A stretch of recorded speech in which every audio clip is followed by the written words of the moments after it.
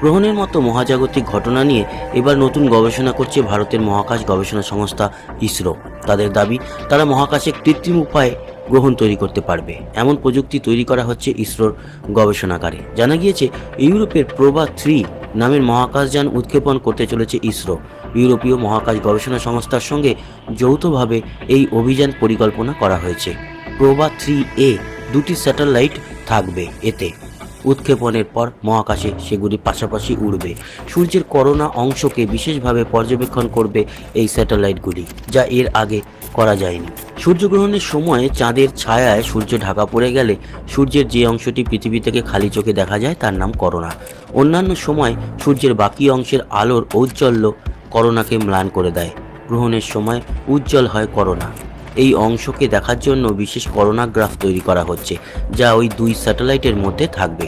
বিজ্ঞানীরা জানিয়েছেন, সূর্যের এই করোনা অংশটি মহাকাশের আবহাওয়াকে নিয়ন্ত্রণ করবে। ভারতের Satish Dhawan space research centre থেকে পিএসএলভির মাধ্যমে এই মহাকাশযান উৎক্ষেপণ করা হবে। তবে এখনও ইসরোর তরফে উৎক্ষেপণের তারিখ ঘোষণা করা হয়নি। যে স্যাটেলাইটগুলি ইসরোর এই গ্রহণ তৈরির কাজে নিযুক্ত হবে তাদের নাম দেওয়া হয়েছে অকাল্টার এবং করোনোগ্রাফ। দুটিকেই পৃথিবীর উচ্চ কক্ষপথে বসানো হবে। সমান্তরালভাবে অন্তত 150 মিটারের ব্যবধানে ঘুরবে তারা। তৈরি হবে কৃত্রিম গ্রহণ। তো বন্ধুরা, এই ছিল আজকের মহাকাশ গবেষণামূলক খবরাখবর। আশা করি আপনাদের ভালো লেগেছে।